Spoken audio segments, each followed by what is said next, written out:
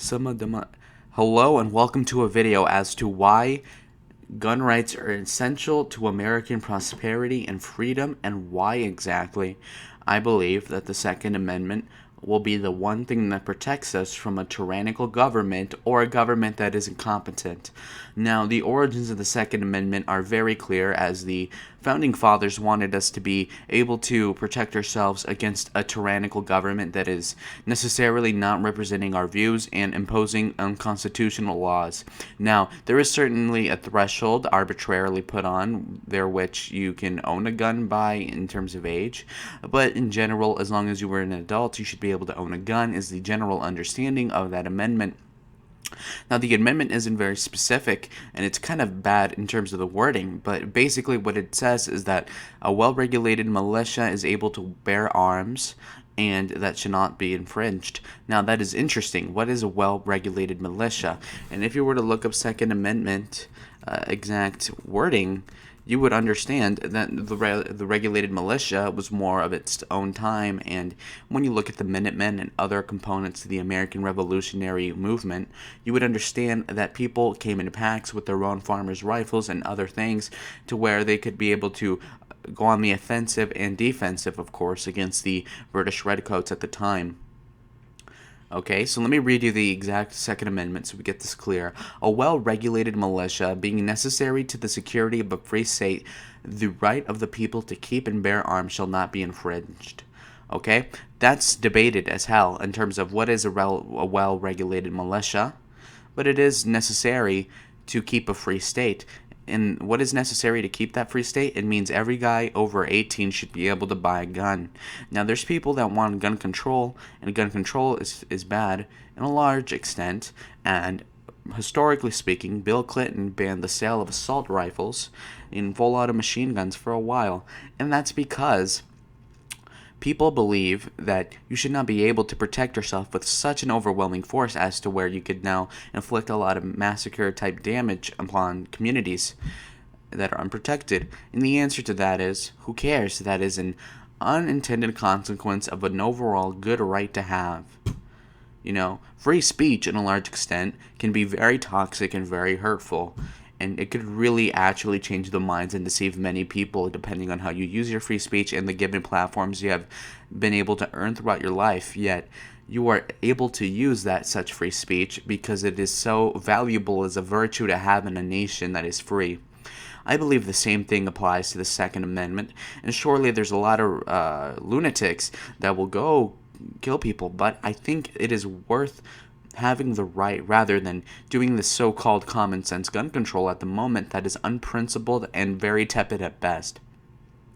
I am very open to having people defend their stores, to have Korean rooftop snipers, to have people be able to hold a shotgun behind their door and say, come here and you'll get blasted. In a case like this, in the riots, a lot of people that are getting robbed are not fighting back, they're not shooting back, and let me tell you, if you are getting mobbed by a lot of, let's say, riot people, if you're getting looted, you have every right to shoot them, I believe, and, a lot of sheriffs think so as well, but even not to shoot, maybe, but if you're getting attacked and you want to spray off your clip until it's empty, that is up to you. Why? Because people are transgressing on your property. And even in places like Florida, where specifically you can stand your ground, and there's a lot of states that have the castle law, you are able to shoot anybody in your house under the right circumstances. So if Antifa or whoever wants to come to your suburban neighborhood and they're going to bust down through your door and demand something ridiculous, you can just shoot them right there because they are threatening your property in a lot of cases. Now, I think that on your own private property, you should be able to use your gun basically whenever you want. I think that you should be able to own assault rifles as of right now, especially with this incitement of liberties, this transgression and incapacity of the government to protect people in such cases as the Minnesota riots. It is only appropriate to expand the Second Amendment rights and let people in their own jurisdictions be able to protect themselves and bear arms. It is only reasonable to ask of the government that if you were not to protect me, at least let me help myself. And that is exactly the case that I'm making. Now, you could make all these laws of, okay, if you're 12, you shouldn't be able to buy an AR-15. Okay, well, Duh. But, if you're an adult and you can get an abortion and you can go to a strip club and you can do a lot of disgusting gay stuff, then you should be able to own your gun. You know, I'd rather have a libertarian stance on guns and the other social issues and just be libertarian on the social issues. Of course, any wise man would tell you a government has more of an incentive to represent the people fairly if there is an immediate threat of the armed populace revolting against the government, in which they will strictly, precisely and strikingly be overwhelmingly armed to the teeth almost, and have, the United States has more guns than it has people, meaning that you don't really go robbing houses in Montana because they're going to shoot you. And that's exactly why. If you go to Chicago, there's going to be a lot more shootings because the people with the illegal guns know that there's not as many people that are privately concealing and carrying. It's a huge problem.